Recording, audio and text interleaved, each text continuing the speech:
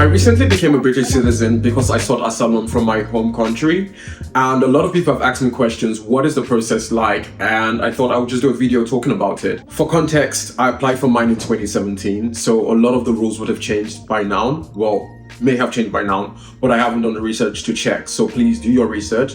This is going to be more so like tips that I use that helped me with the process. So backstory, I came to the UK in 2005. That was about 20 years ago. I came with my parents as a teenager, so that already set me on the right foot in the sense that it wasn't my decision to come to the UK.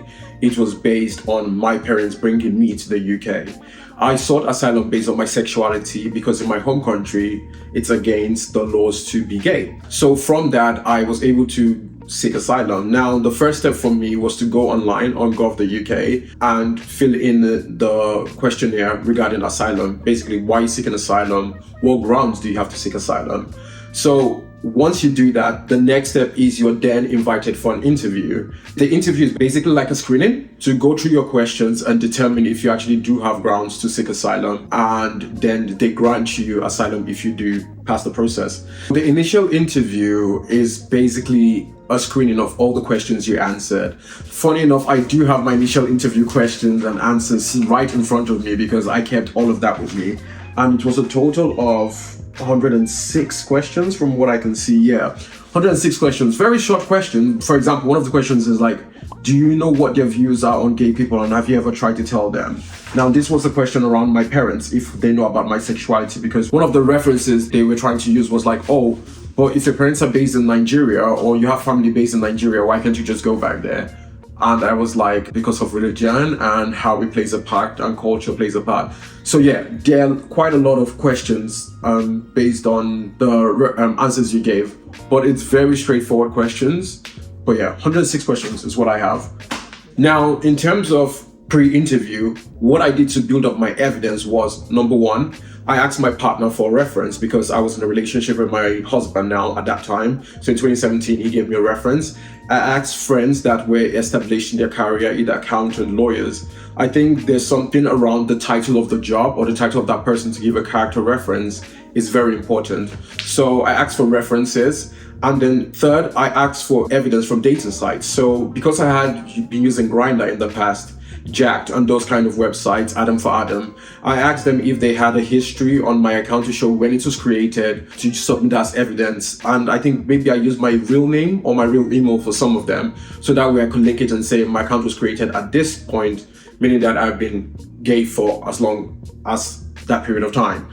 Now, understanding that asking for evidence to prove your sexuality in this case is kind of stupid, but it is the process. So yeah, you just have to do it. So yeah, one, ask for references, character references from friends and my partner. Two, I reach out to dating sites to get timeline of how long I've had those profiles up and running. Third one was media evidence. So I attach photographs of my partner and I, dates, holidays, kissing, like things that are not overly, like, you know what I mean?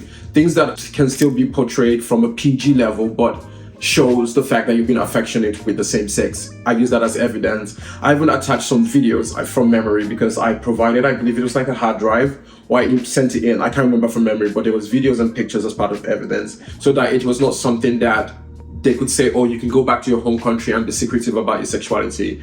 Because a different story is they did suggest that, but that's a different topic, not regarding this one specifically. Something I also did was go through media outlets. Now, there were newspaper articles talking about the laws prohibiting sexuality in my country, or my home country at that time. So I used that as evidence. I also went on the government website to try and find laws prohibiting my sexuality. Unfortunately, I didn't think I found any at that time. So I basically used media outlets. So when the laws were announced, media outlets that spread the news to say this has been passed into motion, I used that as evidence. I also used social media. So a lot of tweets basically showing jungle justice, showing basically how people are treated in my home country. I screen printed those tweets, screen printed the comments.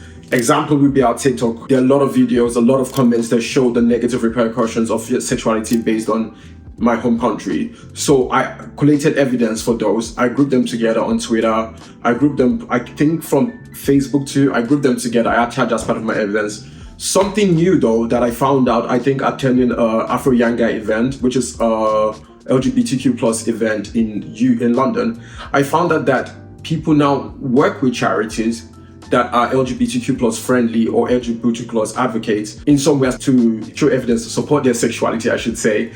They use it as evidence to show that we're also volunteers and helping build, I guess, the community or helping support others. One charity I would suggest that you follow or tune into is African Rainbow Family, which was created by Aderonke Akpata. Now, it's created to provide a space for refugees or asylum seekers to seek legal help and seek legal advice. And I think being an active volunteer in that space, but also using them as a reference, if they're able to support you with references, would be a good way, I guess, to show us evidence. So just to recap, I would say 1, character references from friends and people that have, I guess, the job title with stature. 2 would be video evidence, media evidence where you can. 3 would be social media, showing like the comments that supports your application in the sense that your home country shows jungle justice, how it's not just the government but also members of the public believe that notion. 4 would be to work with charities, and I cannot believe I've missed one off from the top of my head, but yes, that would be the evidence part of it. Now, to talk about the application itself, the first stage was, like I said, apply for it, you get invited to interview. When I went for my initial interview in June 2016, they took my passport. My passport was already expired because I feel my passport expired in 2007. So like 10 years later, my passport had expired. So they took my passport away from me. If my decision was rejected, I would have been put into like Yazwood. So like, I cannot remember what it is. Yazwood is like a place for illegal immigrants where they were deported back to their home country. So if my application got rejected, that would have been my story. But luckily for me, my application was made in June 2016, at the start of June 2016. I was then invited for an interview on the 20th of June 2016. I got my answer on the 5th of January 2017. I have all my documents here, so that's why I know all of this thing. I think it's the part of hoarding, but also keeping this information because you never know when you need it in future. So January 2017, I got my leave to remain, so I got granted asylum for 5 years. And then after that, I was able to apply for my biometrics, which came in March. Then on the 18th of March 2017, I applied for my travel document. So basically, within 9 months, I was able to get my asylum granted, apply for my biometrics, and apply for my travel document, which was like my passport. But yeah, this is just to say it was a quick process for me, but I know it's not a quick process for everyone.